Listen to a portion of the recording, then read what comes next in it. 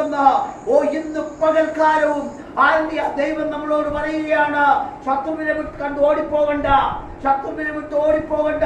ശത്രുവിന് മുൻപാകെ അവരുടെ മധ്യത്തിൽ നീ വാഴ. നാളെയുടെ ദിവസം നിനക്കൊരു അനുഗ്രഹത്തിന്റെ ദിവസമാണ്. നാളെയുടെ ദിവസം നിനക്കൊരു ഉയർച്ചയുടെ ദിവസമാണ്. നാളെയുടെ ദിവസം ആരെയും വിടുതലിന്റെ ശബ്ദം വിളിച്ചു പറയുന്ന ദിവസമാണ്.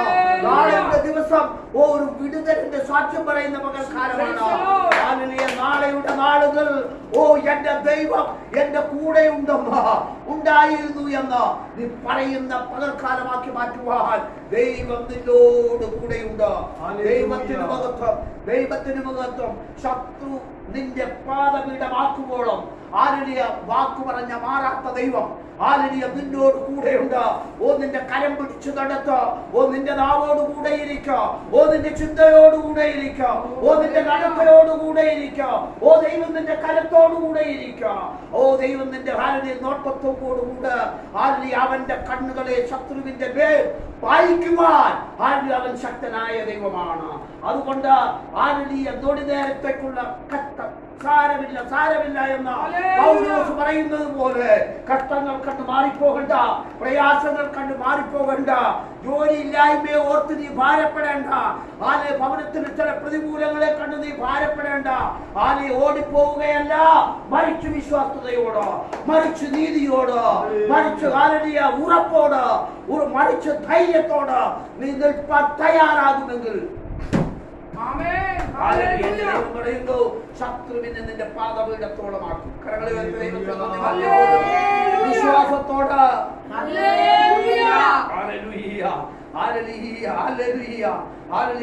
പറയുന്നത് പോലെ മരണമേ നിന്റെ ജയം എവിടെ? മരണമേ നിന്റെ ജയം എവിടെ?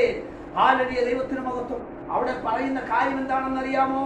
ആ ദൈവവചനത്തിൽ പറയുന്ന കാര്യം നിത്യ മരണത്തിൽ നിന്ന് വിടുവിച്ച നിത്യജീവനിലേക്ക് ദൈവം കൊണ്ടുപോകാമെന്നുള്ളതായ വാഗ്ദത്തം തന്ന് എന്നെയും നിങ്ങളെയും വിളിച്ച് ഇറക്കി ആ ദൈവത്തിന്റെ മുമ്പിൽ ശത്രുവായ പിശാച് വിചാരിച്ചു ഇവനെ കൊന്നുകളയാം എന്ന് വിചാരിച്ചു. ഒരു പക്ഷേ മരണം അവന്റെ ജീവിതത്തിൽ കടന്നു വന്നാലും മരണത്തിൽ നിന്ന് ഉയർത്തെഴുന്നേൽപ്പിക്കുന്ന ഒരു സ്വർഗത്തിലെ ദൈവമുണ്ടെന്നുള്ള ഉത്തമ ബോധ്യത്തോട് ദേഹം നശിച്ചു പോയാലും അതിൽ നിന്നുള്ള ആത്മാവിനെ നിത്യതയിലേക്ക് കൊണ്ടുപോകുന്ന ഒരു ചിന്തയെ ഉൾക്കൊണ്ടുകൊണ്ട് ദൈവഭക്തൻ പറയുകയാണ്, മൂന്നാം ദിവസം ഉയർത്തെഴുന്നേറ്റ് നമുക്ക് മാതൃകയായി നിന്ന നമ്മെ ഉയർത്തെഴുന്നേൽപ്പിക്കാൻ വാഗ്ദത്തം തന്ന യേശുവിന്റെ വിശ്വാസത്തിൽ ഉറച്ചു നിന്നുകൊണ്ട്, ധൈര്യത്തിൽ ഉറച്ചു നിന്നുകൊണ്ട്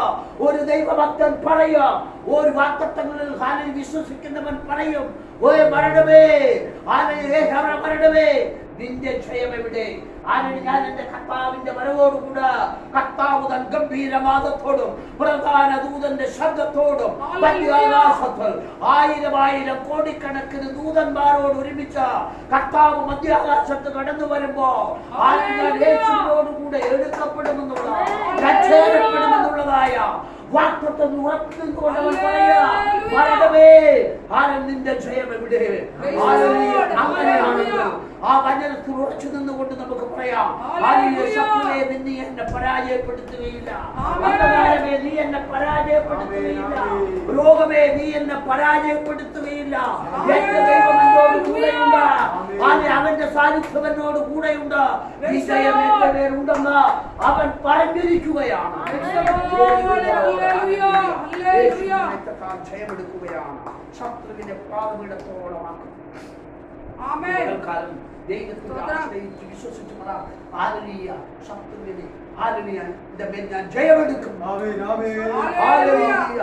ശത്രുവിന് മേൽ ഞാൻ ജയമെടുക്കും. ജയമെടുക്കുകയാണ്.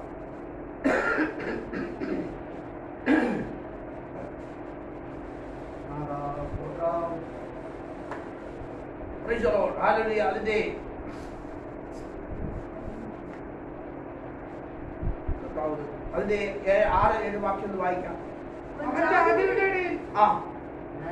അവൻ ജാതികളുടെ ഇടയിൽ ന്യായം വിധിക്കും, അവൻ എല്ലായിടവും ശവങ്ങൾ കൊണ്ട് നിറയ്ക്കും, അവൻ വിസ്താരമായ ദേശത്തിന്റെ തലവനെ തകർത്തു കളയും. അവൻ വഴിയരികെയുള്ള തോട്ടത്തിൽ നിന്ന് കുടിക്കും. അതുകൊണ്ട് ഈ ദൈവവചനമായിട്ട്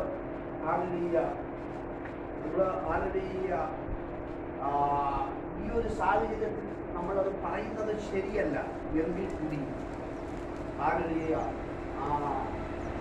വയനാട് സംഭവിച്ച അല്ലെങ്കിൽ ആ മേഖലയെ കുറിച്ച് സാക്ഷി പറഞ്ഞ പല വ്യക്തികൾ പറയുന്നത് ദൈവത്തിന് നമുക്ക് സാധാരണക്കാരായ ആ ദേശം ഒരു നാളത്തിൽ ഭയങ്കര വനമായിരുന്ന ആ ഭാഗത്ത് ചെന്ന് വളരെ കഷ്ടപ്പെട്ട് അവിടെ താമസിക്കാൻ സാഹചര്യങ്ങളൊക്കെ ഒരുക്കി താമസിച്ച പല വ്യക്തി ജീവിതങ്ങളെ തമ്മിലടിപ്പിച്ചു പ്രശ്നങ്ങൾ ഉണ്ടാക്കി അവരെ അവിടെ നിന്നും ഓടിച്ചു കളഞ്ഞു.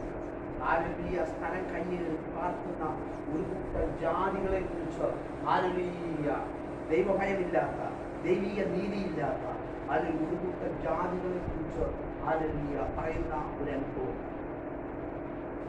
പലയിടങ്ങളിൽ പല വ്യക്തികളും സാക്ഷ്യം പറയുന്നത് ഒരു കാര്യമാണ്.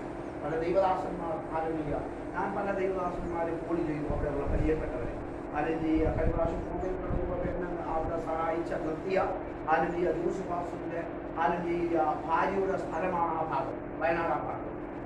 ഞാൻ വിളിച്ചു കാര്യങ്ങൾ ചോദിച്ചപ്പോൾ എന്നോട് പറഞ്ഞു, പാസ്റ്റേ ദൈവമക്കളുള്ള നീതിയോട് നിന്നവർ പാർത്തിരുന്ന മേഖലകളെ കൂടുതൽ ദൈവം എടുത്ത് മാറ്റിയിട്ടില്ലെന്ന് പറഞ്ഞു. ചുരുക്കം വിശ്വാസി കുടുംബങ്ങളും വ്യക്തികളുമാണ് നമ്മുടെയായത്. ചർച്ചകൾ വളരെ ചുരുക്കമാണ് അവിടുന്ന് മാറ്റപ്പെടുവാനൊക്കെയായത്.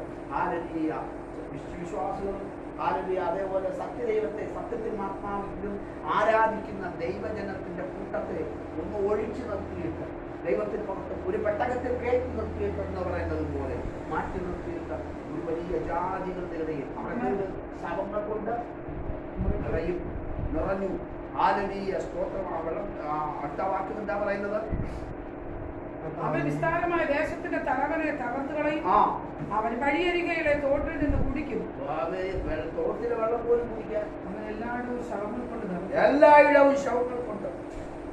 അത് സ്കൂളിനകത്തും പള്ളിക്കകത്തും ആരാധനാലയങ്ങൾ ഇടിച്ചിട്ട് വീടിനകത്ത് എല്ലായിടവും എന്ത് ചെയ്തു?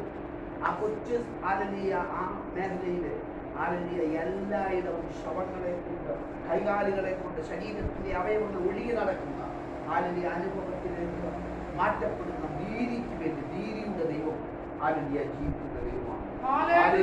അനീതിയിലേക്ക് വിരൽ ചൂണ്ടുന്നു. ദൈവവചനത്തിന് വിരുദ്ധമായി വിരൽ ചൂണ്ടുന്നു. ദൈവവചനത്തിന് വിരുദ്ധമായി നാം ചിന്തിക്കുമ്പോൾ ദൈവവചനം ഇന്നതുപോലെയാണ് നടക്കേണ്ടത് എന്ന് പറഞ്ഞ് വായിച്ച് കേട്ടിട്ടും അല്ലെങ്കിൽ ആ കൂട്ടിലൂടെ നിൽക്കാതെ അനീതിക്ക് വേണ്ടി നിലകൊള്ളുന്ന ഏതൊരു മനുഷ്യനെയും ബൈബിൾ പറയുന്നു എന്ത് ചെയ്യും? ദൈവത്തിന് യേശുവിന്റെ നാമത്തിൽ ഇവിടെ ആ വചനമായിട്ട് ഈ സംഭവമായിട്ട് ഞാനിത് കഴിഞ്ഞ ആഴ്ചകളിൽ പലരും പറയുന്ന കാര്യങ്ങൾ ഈ വീഡിയോയിലൂടെ കണ്ട കാര്യങ്ങളൊക്കെ ഞാൻ ചിന്തിച്ചു നോക്കിയപ്പോൾ മറ്റ് പലയിടങ്ങളിൽ ചില വ്യക്തികൾ വയനാട്ടിൽ തന്നെ നമ്മൾ കഴിഞ്ഞ പ്രാവശ്യം കരിക്കത്തിൽ പോയി കഴിഞ്ഞപ്പോൾ ഈ വയനാട്ടിൽ താമസിച്ച വയനാട്ടുകാരി ഒരു സഹോദരി അവിടെ കച്ചവടം എടുത്ത് നടക്കുന്നു. അവർ വീട്ടിലോട്ട് ഇന്നലെയാണോ വെള്ളിയാഴ്ച അതിന് ഞങ്ങൾ സംസാരിച്ചുകൊണ്ട് നിന്നപ്പോൾ അവിടെ മൂന്ന് പറഞ്ഞ് അന്നേരം വിളിച്ചൊരാളാണ്. വിളിച്ചു. ഇന്നലെ ഫോൺ എടുത്ത് കാര്യം പറഞ്ഞുകൊണ്ട് ഞങ്ങളോട് സംസാരിച്ചു. പറഞ്ഞുകൊണ്ട് വന്നതിന്റെ കാരണം അനീതിക്ക് നേരെ നിൽക്കുന്നു, അനീതിക്ക് സപ്പോർട്ട് ചെയ്യുന്നു. കുഞ്ഞുങ്ങളെ എന്താണെങ്കിൽ ദൈവത്തിന്റെ ദൃഷ്ടി നമ്മളുടെ മേൽ അതറിഞ്ഞേ നമ്മൾ എന്ത് ചെയ്യാവൂ? ആള് കൂടുന്നതൊന്നും വല്ല വിഷയം. അതുകൊണ്ടാണ് ഞാൻ ഇതൊക്കെ ഇങ്ങനെ പ്രവർത്തനം. നാളെ രാവിലെ എത്രയോ കാര്യങ്ങൾ ദൈവത്തിന് മഹത്വം ഡെലിവറിക്ക് വേണ്ടി വിളിച്ചുകൊണ്ട് പോയ സഹോദരി ഒരു കുഞ്ഞുമായിട്ടൊക്കെ മടങ്ങി വരുമെന്ന് പറഞ്ഞ് അപ്പനും അമ്മയെ കാത്തിരിക്കുമ്പോൾ മരിച്ച മൂടി എത്ര സ്നേഹത്തോട് സന്തോഷത്തിൽ ഞാൻ ഇപ്പൊ വരാം. ഒന്ന് ഇന്നാളെ പോയി ഒന്ന് രക്ഷിച്ച പട്ടിയെ ഒന്ന് തുറന്നു കൊടുത്ത അതിനെ ഒന്ന് അഴിച്ചു വിടട്ടെന്ന് പറഞ്ഞ് ഇപ്പൊ വരാമെന്ന് പറഞ്ഞ പോയ സഹോദരൻ അങ്ങനെ എത്രയോ സംഭവങ്ങൾ ഹല്ലേലൂയ നാം കണ്ടതാണ്. ഹല്ലേലൂയ ഇപ്പോഴുള്ളത് നമ്മുടെ സമയമാണ്, നാളെ എന്നുള്ളത് നമ്മുടെ സമയമല്ല. ഇന്ന് പകല് നമ്മുടെയാണ്, ഈ നിൽക്കുന്ന സമയം നമ്മുടെയാണ്, നാളെ നമുക്കുള്ളതല്ല. ഇന്ന് പകല് ദൈവപാദത്തിൽ നാം ആയിരിക്കുമ്പോൾ ഹല്ലേലൂയ നീതിക്ക് വേണ്ടി പ്രവർത്തിക്കാം. അങ്ങനെയാണെങ്കിൽ ദൈവ വചനത്തിന് വേണ്ടി പ്രവർത്തിക്കാം. അങ്ങനെയാണെങ്കിൽ ഹല്ലേലൂയ അവൻ എന്ത് ചെയ്യും? നമ്മെ പരിപാലിക്കും, നമ്മെ സഹായിക്കും എന്ന് ഹല്ലേലൂയ സങ്കീർത്തനക്കാരൻ വ്യക്തമായി പറഞ്ഞു. ഹല്ലേലൂയ അതുകൊണ്ട് എന്ത് ചെയ്യണം? ഹല്ലേലൂയ ഭാരപ്പെടേണ്ട. ഹല്ലേലൂയ അതുകൊണ്ട് എന്ത് ചെയ്യണ്ട?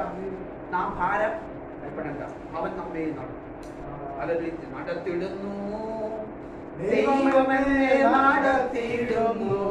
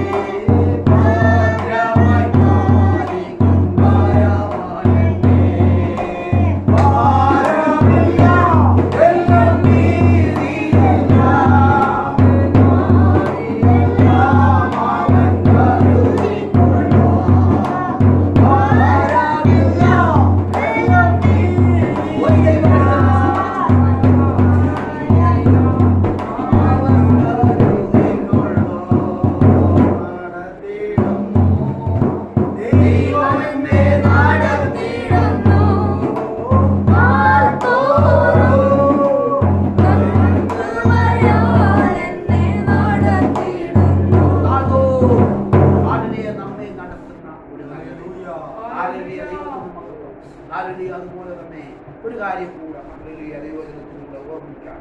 ഹല്ലേലൂയ ദൈവാത്മാവിനെ ഇങ്ങനെ പ്രേരിപ്പിക്കും. പലരും പറയും ഹല്ലേലൂയ ദൈവമക്കൾക്ക് എന്തുകൊണ്ടാണ് പെട്ടെന്നുള്ള മരണം? ഹല്ലേലൂയ പല ആൾക്കാർ ചോദിച്ചു, ശക്തമായി പ്രസംഗിച്ച എൻ്റെ തല വെട്ടിയാലും എൻ്റെ ജീവനെടുത്താലും എന്നെ വെടിവെച്ചാലും ഞാൻ ഹല്ലേലൂയ ഈ ജീവനുള്ള ദൈവത്തിന് വേണ്ടി പറയും, സാക്ഷ്യം പറയും, പ്രസംഗിക്കും എന്നൊക്കെ പറഞ്ഞ ആ ഉദ്ദേശ സഹോദരൻ്റെ കാര്യം പോലും പലരും ചോദിച്ചു. ഹല്ലേലൂയ ഒരു കാര്യമാണ്, ഹല്ലേലൂയ നമ്മയെല്ലാം ദൈവം വിളിക്കുന്നത് ദൈവത്തിൻ്റെ ഒരു ഹല്ലേലൂയ എന്തുകൊണ്ട് ഒരു ലക്ഷ്യം, ദൈവത്തിൻ്റെ ഒരു ആഗ്രഹമുണ്ട്. ആ ദൈവത്തിന്റെ ആഗ്രഹം ചെയ്തു കഴിഞ്ഞാൽ വ്യക്തികളെ ദൈവം ചെയ്യും, വിളിക്കുവാൻ തക്കവണ്ണം ഇടയാകും. ഞാനൊരു കാര്യം പറയാം, അത് പ്രത്യേകിച്ച് ഒരു നമ്മൾ ചിന്തിക്കുക, നമ്മൾ 4-5 പേരുണ്ട്.